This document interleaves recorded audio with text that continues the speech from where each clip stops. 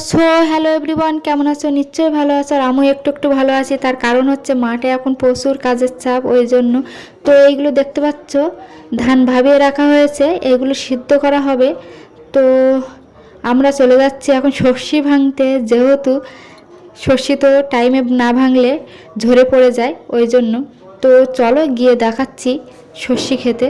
আর এইদিকে আমি যেতে যেতে আমার চোখে পড়ে গেল যে মাঠে গরুর নাঙল দিয়ে কি সুন্দর জমি চাষ করছে, তো তোমাদের সেটাও একটু দেখিয়ে দিলাম।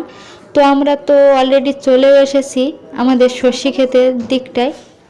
তো দেখো বন্ধুরা, আর যেহেতু আমার বাপের বাড়ি এসব কাজগুলো ছিল না, ওই জন্য আমি অতটা এসব কাজ পারি না, চাষের কাজ। তবুও একটু চেষ্টা করছি, যেহেতু নিজেদের কাজ নিজেদেরই তো করতে হবে।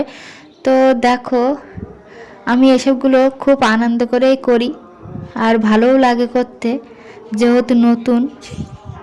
তো আমরা তো কিভাবে ভিডিও আমি করছি, তো দেখো, যেহেতু আমি নিজেই ভিডিও করছি, নিজেই কাজ করছি, ওই জন্য ভালো করে তোমাদের দেখাতেও পাচ্ছি না। যেহেতু তোমার দাদাভাইও কাজে লেগে পড়েছে আর আমিও কাজে লেগে পড়েছি, ওই জন্য।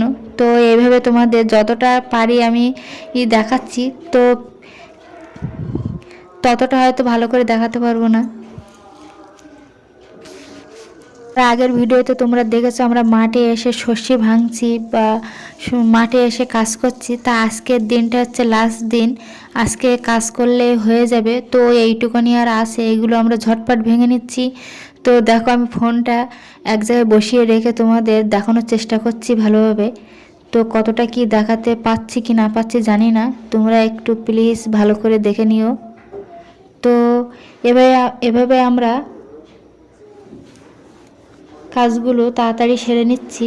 আর আমাদের কালু আমাদের সঙ্গেও চলে এসছে মাঠে, তো তোমরা তো দেখতেই পাচ্ছ। ও এসে প্রচুর বদমাইশ করছে, জানেন তো বন্ধুরা, প্রচুর সর্ষে ঘোরাচ্ছে। কি করব, আমাদের ছাড়া ও আবার থাকে না, আমরা যেখানেই যাব ও সেখানেই চলে যাবে। তো দেখো, আমি আর এক জায়গায় ফোন রেখে আবার বোঝা সাজানোর কাজে তোমাদের দাদাভাইকে হেল্প করছি। তো এভাবে আমাদের সকাল আর বিকাল কেটে যাচ্ছে মাঠে। কদিন কষ্ট এভাবে একটু করলে খাঁটি সর্ষের তেলটা খাওয়া যাবে আর কি। আর বাড়ির কাজের থেকে মাঠের কাজে প্রচুর কষ্ট বন্ধুরা। যারা মাঠের কাজ করে তারাই একমাত্র জানে যে মাঠে কত কষ্ট হয় কাজ করতে। তো আমি আগে এগুলো বুঝতাম না, এখন বুঝতে পারছি যে বাড়ি আমি কাজ করি আর মাঠে এসে কাজ করি, তো মাঠের কাজে অনেক কষ্টই হয়।